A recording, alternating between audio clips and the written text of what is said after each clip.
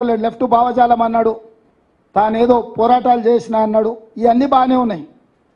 ఈరోజు జరుగుతున్న దాడి మీద, రాజ్యాంగాన్ని మార్చే విధానం మీద ఎందుకు కిషన్ రెడ్డి గారు, ఈటెల రాజేందర్ గారు, బండి సంజయ్ గారు మాట్లాడడం లేదు అంటే వాళ్ళకి తెలుసు స్పష్టంగా వాళ్ళ పార్టీ యొక్క విధానం. ఎంతసేపు ఉన్నా తప్పించుకోవాలన్న ఆలోచనలే ఉన్నారు తప్ప ఇది తప్పు, ఈ రిజర్వేషన్లను మేము రద్దు చేయము, మేము నరేంద్ర మోడీతో అమిత్ షాతో చెప్పిస్తామని ఎందుకు చెప్పడం లేదు? నిన్నటికి నిన్న సిద్దిపేటకి అమిత్ షా గారు వచ్చారు, ఎందుకు ఒక్క మాట అయినా మాట్లాడిండా? వారు రాకంటే ముందు నుంచే మేము స్పష్టమైన ఆరోపణ చేస్తున్నాం. ఒక రాష్ట్ర ముఖ్యమంత్రిగా, పార్టీ అధ్యక్షుడిగా స్పష్టమైన నిర్దిష్టమైన ఆరోపణ బీజేపీ మీద నేను చేస్తున్నా.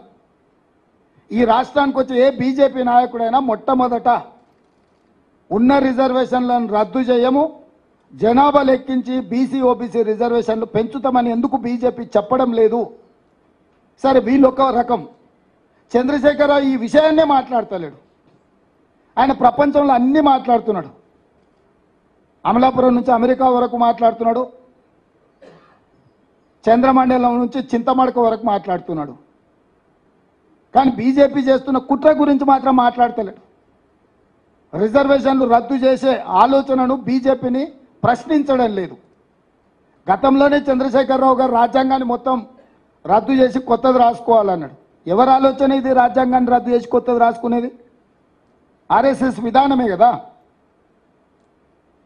ఇవాళ చంద్రశేఖరరావు స్వయంగా భావజాలానికి ప్రభావితమైందా, లేకపోతే జైల్లో ఉన్న బిడ్డకు బెయిల్ కోసము ఈరోజు ఎస్సీ ఎస్టీ బీసీ ఓబీసీ రిజర్వేషన్లను తాకట్టు పెట్టి బీజేపీకి సహకరిస్తున్నాడా? చంద్రశేఖరరావు గారు కూడా తన విధానాన్ని ప్రకటించాలి. నేను స్పష్టంగా సూటిగా చంద్రశేఖరరావును డిమాండ్ చేస్తున్నా, ఎస్సీ ఎస్టీ బీసీ ఓబీసీ రిజర్వేషన్లను రద్దు చేయాలన్న భారతీయ జనతా పార్టీ విధానం మీద బీఆర్ఎస్ విధానం ఏంది? ఒకవేళ మీ విధానము రిజర్వేషన్ల రద్దును వ్యతిరేకిస్తే మీ పోరాట కార్యాచరణ ఏంది? బీజేపీకి వ్యతిరేకంగా 100 రోజులైన మా ప్రభుత్వాన్ని దిగిపోవాలి, మా ప్రభుత్వాన్ని పడగొట్టాలని కార్యాచరణ ప్రకటించి బస్సు యాత్ర చేస్తున్నా అంటున్నావు కదా. 10 సంవత్సరాల అధికారంలో ఉండి ప్రజలందరినీ పీల్చి పిప్పి చేసి అక్రమ కేసుల ద్వారా ఈరోజు రాజ్యాంగాన్ని దెబ్బతీసే మోడీ మీద నీ పోరాట కార్యాచరణ ఎక్కడుంది? 5 ఏళ్ల కోసం ఎన్నుకున్న మా ప్రభుత్వాన్ని ఇప్పటికిప్పుడు దించేయాలని కేసీఆర్ గారు, కేటీఆర్ గారు, హరీష్ గారు అంటున్నారు. 10 ఏళ్ళు ప్రజల్ని మోసం చేసిన మోడీని దించడానికి మీ దగ్గర ఉన్న కార్యాచరణ ఏంది? 100 రోజులే అయిన మా ప్రభుత్వమా మీ టార్గెట్? 10 సంవత్సరాల నుంచి ప్రజల్ని వంచి దేశాన్ని దోసుకుని ప్రధానమంత్రి అయిన నరేంద్ర మోడీ గారు ఆనాడు 55 లక్షల కోట్ల రూపాయలు దేశం మీద అప్పు ఉంటే ఈరోజు 168 లక్షల కోట్ల రూపాయలు అప్పయింది. ఒక్క నరేంద్ర మోడీ గారు 10 సంవత్సరాలలో 113 లక్షల కోట్ల రూపాయల అప్పు తీసుకొచ్చిండు. 14 మంది ప్రధానమంత్రులు 67 సంవత్సరాలు చేసిన అప్పు 55 లక్షల కోట్లు అయితే 10 సంవత్సరాలలో ఒకే ఒక్క నరేంద్ర మోడీ దానికంటే 2 పైన అప్పు చేసిండు.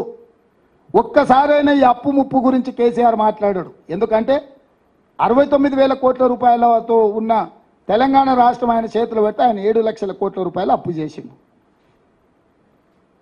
ఇద్దరు ఒకే రకమైన విధానాన్ని అవలంబించడం ద్వారా రాష్ట్రాన్ని ఈయన అప్పుల కూపంలో నెట్టితే దేశాన్ని మొత్తం అప్పుల ఊపిలో మోడీ కూర్చేసిండు. ఇక వీళ్ళిద్దరు ఒప్పందం బెయిల్ కోసం అయితే నిన్నటికి నిన్న మేడ్చల్ ఎమ్మెల్యే స్పష్టంగా చెప్పిండు, మేము బీజేపీ గెలిపిస్తాం, బీజేపీ గెలుస్తుంది మల్కాజ్గిరిలో అని. ఇంకా కూడా కేటీఆర్కు మరి సోయి ఉందా లేదా ఇవాళ మాట్లాడుకుంటా? అసలు అప్పటికప్పుడు ఉన్న పలంగా నిజంగానే బీజేపీతో వీళ్ళకి వైరం ఉంటే మల్లారెడ్డిని పార్టీలకు వెళ్ళి సస్పెండ్ చేయాలి. బహిరంగంగా ప్రజల ముందు బీజేపీ అభ్యర్థిని అలై బలై చేసుకొని ఆయనే గెలుస్తాడని ఆయనకు సహకరిస్తుంటే ఆయన అసెంబ్లీ నియోజకవర్గం ఉన్న ప్రాంతంలో మేడ్చల్ ఎమ్మెల్యే మీద చర్యలు తీసుకోకపోను ఈరోజు కేటీఆర్ సమర్థించడం దేనికి సూచన? నేను మొదటి నుంచి చెప్పిన 5 పార్లమెంటు నియోజకవర్గాలను తాకట్టు పెట్టినరు బీజేపీకి బీఆర్ఎస్ వాళ్ళని. పోయినసారి నేను ఎంపీగా నిలబడ్డప్పుడు మల్కాజ్గిరిలో 31 సమావేశాలు పెట్టిండు కేటీఆర్ నన్ను ఓడించాలని. ఇవాళ ఇప్పటి వరకు ఒక్కటి పెట్టిండు. కార్యకర్తల సమావేశం